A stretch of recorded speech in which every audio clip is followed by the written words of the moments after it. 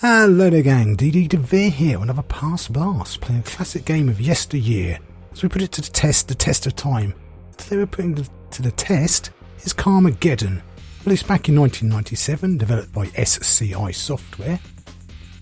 This is of course the Max Pack, so you get the actual base game and you also get the expansion, the Splat Pack expansion. So let's have a quick glance at our options. The sound settings. Now here's the first problem. The music volume doesn't work. So I hope you like Fear Factory like I do, because you're going to be hearing lots of them. Now, we also have some graphic detail settings. Obviously you can ramp it all up by today's standards anyway. And finally controls. Now they're a bit manky. We'll talk about that in game. You'll see I've got the question marks mapped as a break key. There's a reason for that. We'll talk about that shortly. They are rebindable and you've got multiple configurations you can have, so that's nice. Joystick, I think it's talking about literally the old school joysticks. It doesn't seem to work with modern controllers. Unless you perhaps use a outside source for mapping. I tried the Steam one. Didn't work too well. Steam's inbuilt control mapping software, performance of the game completely collapsed when that was running. So that's as far as it goes. So I'm playing with the keyboard at the moment. So let's dive on in with a new game. So your first thing is you get two choice of two drivers, Max or Diana. Well, let's go with Max. There we go. It tells us what the car. You get your difficulty levels, of course. I'll just play it normal. And you get a little introduction, but we'll skip that. So at the moment, of course, you have a limited amount of races you can enter, but more unlocks as you go through the game. And same for your upgrades you might see here in the part shops. But we don't have much in the way of cash to start upgrading things. And of course, we're stuck with a starting car at the moment as well. We can't do a lot else. The info is just a bit about babble about the map. So let's just dive on in and get the race running. Man, Fear Factory seemed to be a big hit for video games in this era. Oh, right, we can go one forward to there. Right, excellent. 5, 4, 3, 2, try and hit that. You really want to get that. There, that's the 1,000 credits. Because this is what the big thing about the game was. Trying to avoid those lampposts and run over pedestrians. Because you get lots of points for them, as well as time bonuses. So visually, this isn't too bad, because the game does actually come with a couple of choices. You get the standard, the 3DFX version, which obviously this is, or you get the software renderer, which is not so good. Luckily, that's the other reason to start slamming these people down, is you want to get your credits, because you're going to need them for repairs. I just saw a barrel. These are your pickups. They're hidden around the map. There's also some red barrels as well, which give you even better pickups. And there's bonuses to be had for multiple kills and things like that. You'll soon get bored of his constant sayings. So control-wise, that's one of the first issues. This isn't too bad for keyboard. Unfortunately, the S key is hard-coded to turn the sound off. If I hit S now, everything's killed. Volume wise, I don't know why I turned that way. I'll just try to hit that pedestrian. Completely missed. So it's a real nightmare being a WASD player these days now myself. Got some, but nowhere near the bonuses I could have got there. You get multi-kills and all the usual things. So yeah, there are some issues there because of the hard coding of various keys and whatnot. Overall, I mean, the cars don't exactly... It's an arcade racer, so they don't exactly handle brilliant. Hell no, missed that one. Right, let's try and slam into this, because this is where the big points and that are. Because of course, he's killing the other racers. And I completely stuffed that up. I mean, there's quite a lot into this game, really, for the age of it. I mean, if you have a lighter car than the enemy, you can't. They can push you around, but you can't push them around. Also, depending on how their cars are armoured, gives them different weak points to aim for. Shit! I'm coming to get you. So it's a surprisingly tricky game, especially with the time limit there. That's why you need to kind of really grind away at the beginning to try and get a lot of time limit. Just listing. It's even got internal views as well, internal cockpit views. You can look left and right and everything. But obviously this is probably the better one. Watch out, Grandma. I must have picked up the blind citizen. Oh, there's a cop there. And later on, their cops actually have cars that will come and try and hack you down as well.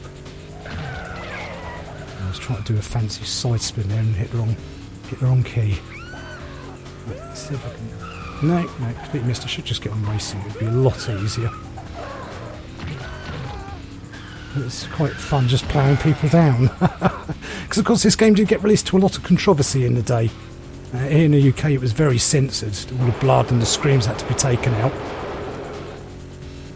Whereas in certain countries it was outright banned. Or they had to replace the people with zombies and green blood. So yeah, it was quite a shock at the time. Even the body's deformed as you pick up damage, but luckily you can to repair. I'm completely lost to where I am now. I'm probably miles away from the checkpoint. I'm absolutely miles out.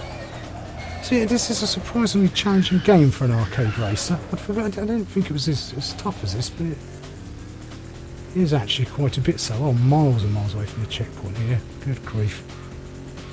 Oh, I just missed a hell of a bonus there with that one. That would have been quite useful, that. Right. Can I shortcut up there? This is where not having a camera view is a bit of a pain, unfortunately. Yeah, obviously having to allow for the time of the age of the game. Oh, we should be up here somewhere. Oh. Never gets boring. Oh, there's another one's escaping now. Oh, because you've got all the different stunts and jumps you can find as well. Right, finally we're back on track. Bonus for artistic impression, cool. Keep handbraking without the speed up.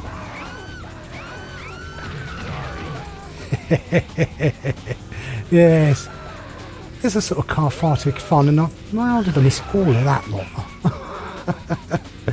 They do kind of spaz around like rabbits these sometimes. And sometimes they do that little accelerate thing. So all in all, it's not bad. It's done a fairly good job of passing the test of time.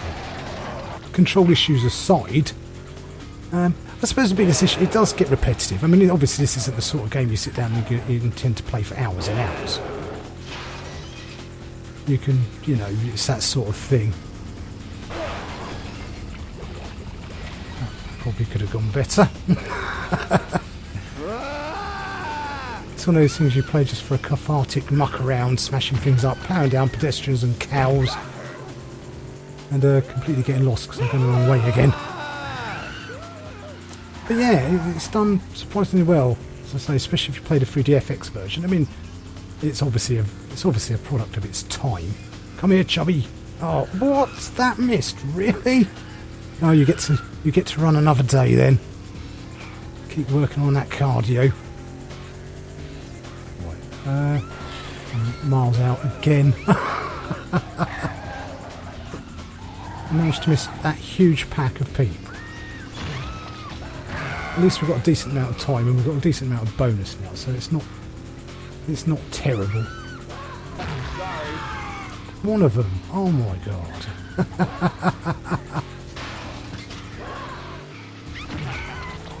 So yes, and the fact that you get this flat pack expansion as well, and as you play through the game you get the different vehicles, more tracks. So it is really, I mean, yeah, it's a bit single-minded in what it does. There we go. That's a bit better. But you can look around looking for the secrets and the pickups as well. I forgot where I was going. Where am I? Oh, I keep getting further and further away from the checkpoint I'm trying to reach rather than... What the... You know, yeah. So, but there's a fair bit in here for the time of the game. Ah, at least got one of them. Let's try and get this. There we go. See, even now, I still occasionally hit the S to go back. Ooh. Really? That hit that? Underwater ability. Sweet. Not much use now. Let's try and smash one of these up. Let's get some repairs going. There we go. So we've got a fair bit of cash now. Yeah, I know it's a strong checkpoint. Everyone, I'm absolutely miles out. We'll probably get around to concluding our dealings soon anyway. Oh, yeah, that's better. That's better. You see he's got like spikes on the front, so you don't really want to go into head-ons with that chap. So they've thought of quite a bit of stuff in this game, really. Oh, I don't have a very good turning circle in this. I really want to kind of sort of side-swipe him into a wall or something. If I can destroy one of these, that's where the big point bonuses and the big time and then big cash bonuses are in. And for running, see that I didn't really want to do because he's got the best head-on stuff. And we'll pick up this points here if we can. Stand still. There we go. And of course, now that we've started a fight with them, there's different levels of aggression. So this one, I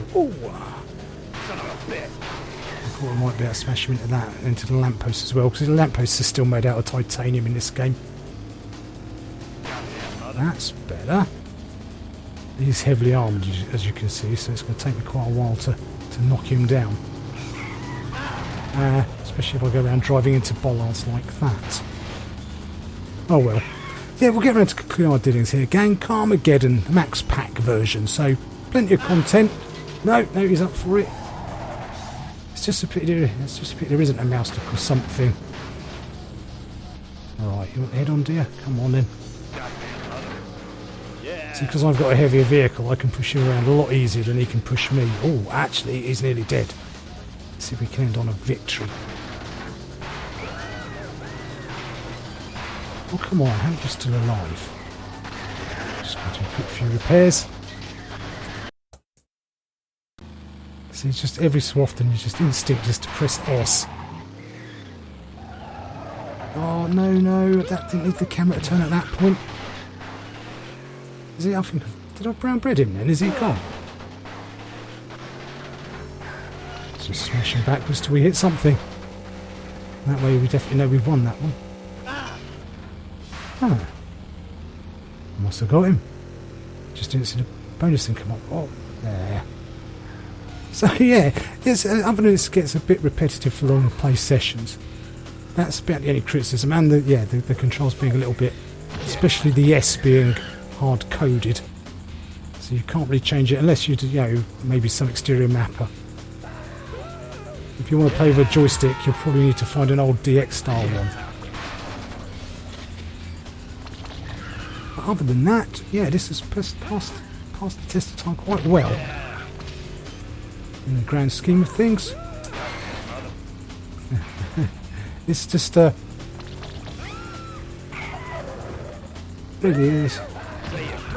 It's kind of hard now to imagine that this was such a shocking game, which of course, at the time, it seems a bit tame, to be honest, by today's standards. What games like Hatred and whatnot and Postal. But at the time, it was quite the thing. So anyway, gang, yeah, we'll conclude our dealings here. This is definitely one, if you're after a fun sort of over the top chaos, this is still good grief. Stand still. Has lots to offer. Controls aside, but if you want a joystick, you might need to muck around with some third-party mappers. So anyway, all, thanks for taking the time to watch the video. Hope you found it useful and entertaining in some way. And as ever, don't forget to like, comment, subscribe to let me know you're alive. I'll see you all next time. Bye for now.